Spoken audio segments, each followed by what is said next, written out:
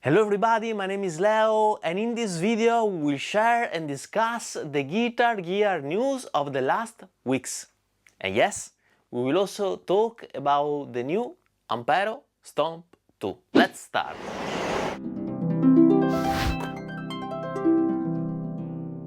Let's talk about amp modeling pedalboards. First of all, Line 6 has released a new firmware update for the Pod Go, the firmware 1.3.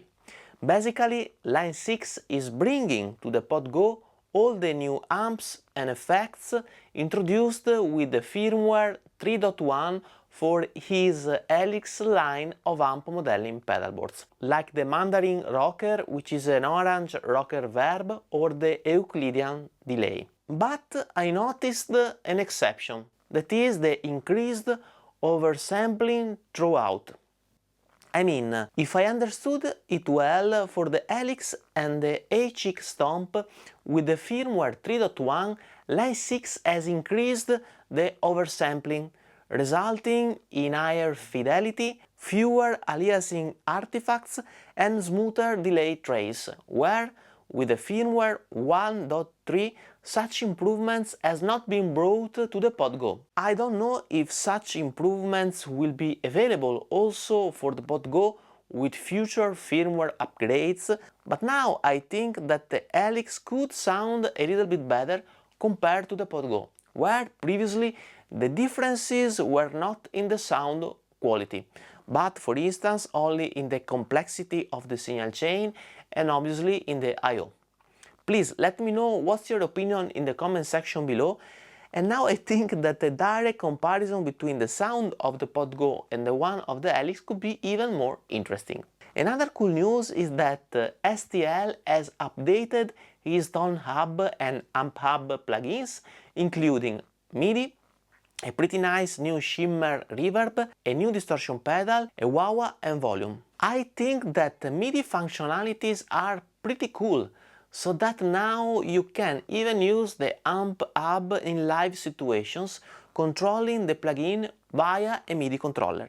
It's pretty cool, and I think that a video about this setting for live use could be interesting, and maybe I will do it in the coming weeks. And now let's talk about the Ampero Stomp II. First of all, we have some images coming from the Thomann website that I think showed the Stomp II ahead of time, maybe by mistake. And these are the images of this new amp modeling pedalboard. Now, I am in contact with Autio, and the launch date is gonna be November the 11th, with a price that is gonna be around $500. The unit seems to be pretty interesting, and its direct contenders are the HX Stomp and the Boss GT 1000 Core. Both these units are actually more expensive than the Ampero Stomp II. Now, I should receive my Ampero Stomp II pretty soon, but considering the price and the functionalities offered, I think it's gonna be a pretty hard contender to beat for the HX Stomp and the GT 1000 Core, at least in terms of overall value for money.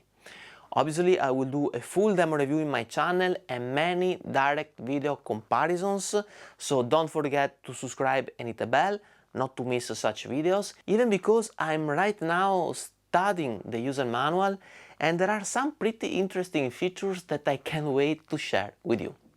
Another news related to the world of amp modeling pedalboards is that Zoom has released the Zoom B6, which is basically a G6 but fully dedicated to the bass guitar. It has 2 tube and 2 solid state amps, 9 stomp switches, an IR load function, a 4.3 inches color LCD touchscreen interface. It supports chains up to 6 effects, including the amp emulation, and 2 variable impedance inputs for electric and acoustic bass.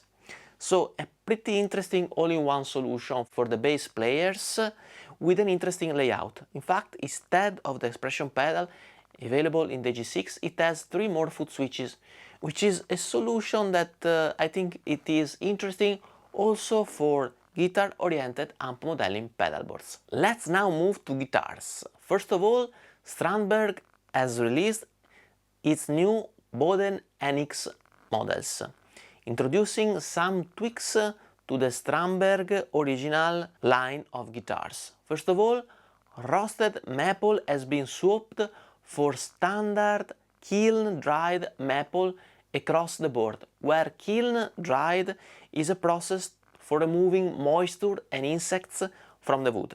The original NX and Prog NX model now get sassafras bodies instead of swamp ash, and the Prog NX and Metal NX model now have Reclite, if I'm pronouncing it well, fretboards rather than ebony ones. These changes could have been done for sustainability issues. The classic NX models now have an option for a rosewood fretboard, which has replaced the previous pau ferro. Then the original NX, Prog NX and Fusion NX models now have a plain solid maple top with highly figured flame or quilted maple veneer. New colors have also been added, like earth green, twilight purple and glacier blue. We also have a new Rev 7 hardware with a new bridge and string retention system. Furthermore, a new multi-tool allows you to adjust and set up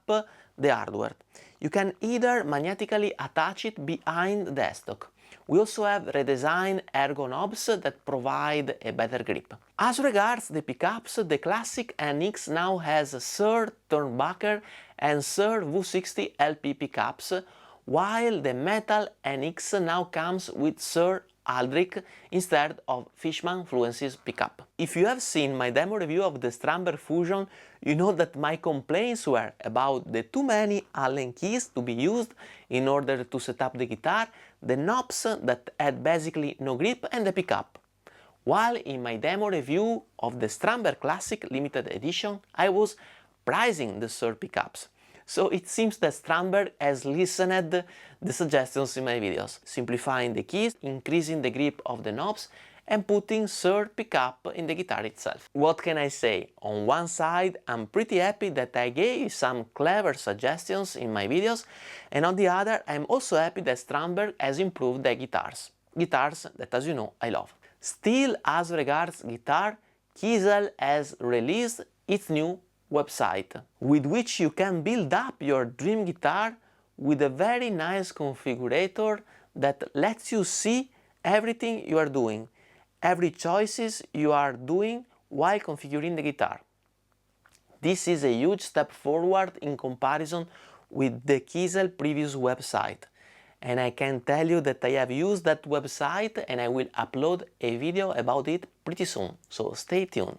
Another cool news is that Apple has released new Macs with new M1 chips, the M1 Pro and the M1 Max.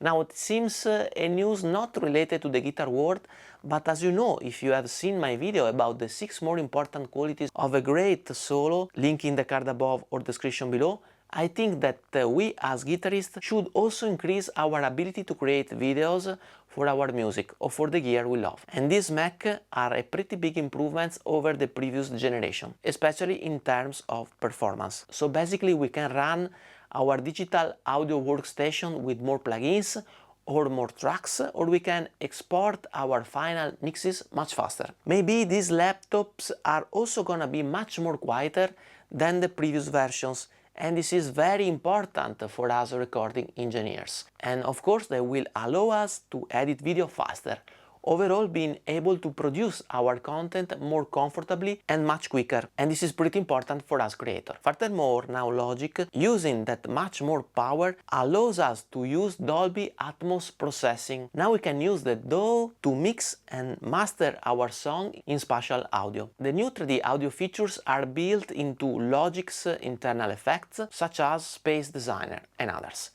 The finished mix can be exported directly in Apple Music.